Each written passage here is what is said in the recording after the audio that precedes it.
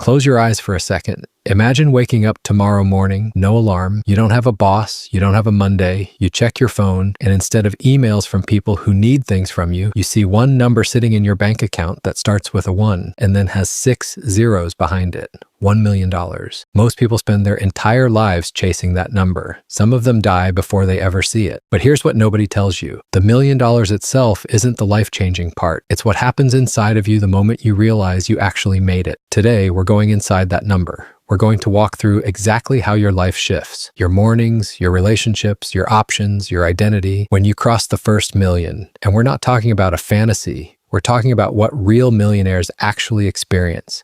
The things they buy, the things they stop buying, and the one thing that surprises almost all of them. Stay with me, because by the end of this video, you'll either feel inspired or you'll realize you've been chasing the wrong thing entirely. Let's start at the very beginning, the morning after. You've hit the number. Maybe it happened gradually.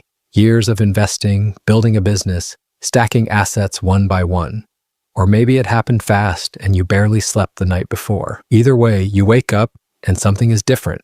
It's not the sound of champagne. It's not a parade. It's silence. That low, constant hum of financial anxiety that most people carry, the one that lives just below the surface, that whispers, what if something goes wrong? What if I lose my job? What if I can't make rent? That hum goes quiet. And if you've lived with it long enough, the silence feels almost unsettling at first. That's the first real change.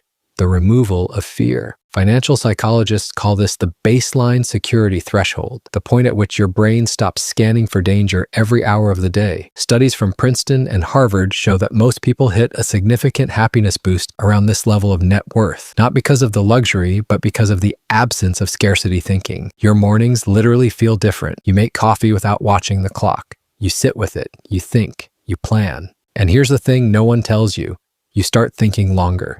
People under financial pressure think in days and weeks. The millionaire mindset begins thinking in years and decades. Your horizon expands, and that changes every decision you make. Now, here's where most people's imagination goes wild. The money hits, and they picture sports cars, mansions, private jets, designer watches on both wrists. And yes, some of that happens, but not in the order you think. The first thing most new millionaires buy is something no one ever posts on Instagram. Time. They hire someone to handle the things that were eating their hours. A cleaner, an assistant, an accountant they actually trust.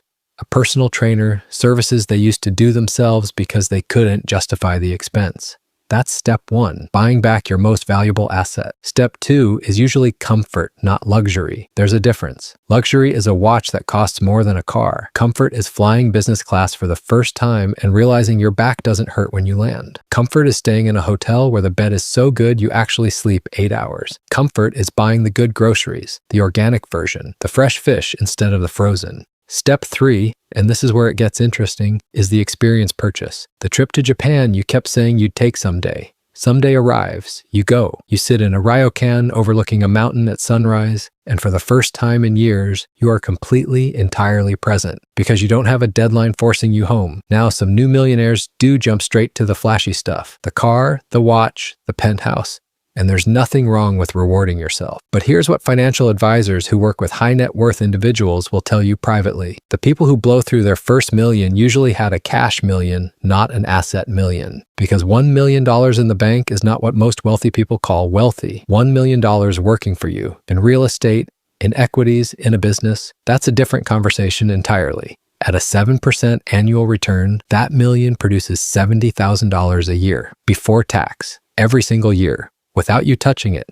That is a salary. That is what freedom actually looks like. Here's the part nobody warns you about, and it's the part that hits the hardest. Your relationships change, not all of them, but enough of them to notice. Some people in your life, people you've known for years, will start treating you differently, not because they're bad people, but because money is a mirror, and it reflects back something they haven't confronted in themselves. Some will pull away quietly, some will get louder, reaching out more than before, mentioning problems that happen to involve money, testing whether the relationship has a new value to them. And some friendships, the real ones, become richer because now you can actually show up. You can buy the tickets, you can take the trip, you can say yes without doing math in your head first. But here's the bigger shift. You start attracting a different conversation. You sit at different tables. You meet people who aren't impressed by the million because they're working on their 10th. And those conversations are electric because suddenly everyone in the room is thinking about what's possible, not what's safe. Ambition is contagious in that environment, and your own standards begin to rise without you even trying. That's the network effect of wealth, and it compounds just as surely as interest does.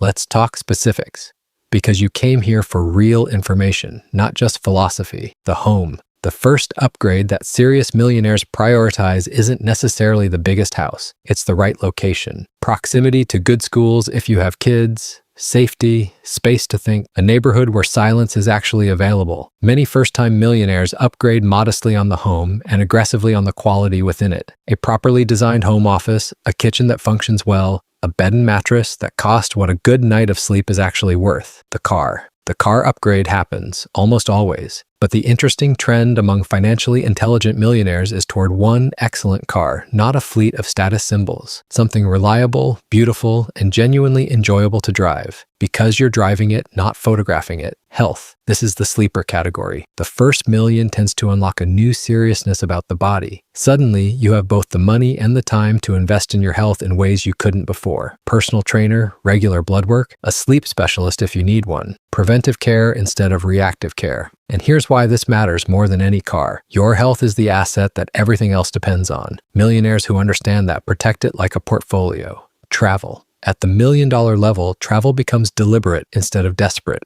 It's no longer the one vacation you squeezed out of your annual leave. It's a rhythm. Quarterly trips. Well-planned, intentional. Some people take the private charter for the first time and never look back. Others discover that renting a villa with 4 friends for 3 weeks costs less per person than a mediocre hotel and provides 10 times the experience. Here's the part that surprises almost every single person who crosses the $1 million line. The money doesn't solve the thing you thought it would solve. If you were anxious before the million, you are still anxious after it. The anxiety just finds a new address. Now it's about keeping the million, about making the right moves, about whether you did it the right way, about what comes next. If you were unfulfilled before the million, you are still unfulfilled after it. Because fulfillment doesn't live in a bank account. It lives in meaning, in work that matters, in relationships that are real, in the sense that your days are spent on something worth spending them on. And this is the paradox of the first million. The people who enjoy it most are the ones who are already building towards something. The million was a milestone on a longer road, not a finish line. The ones who suffer most are the ones who made the million the goal, with nothing beyond it. They arrive, they look around, and they ask,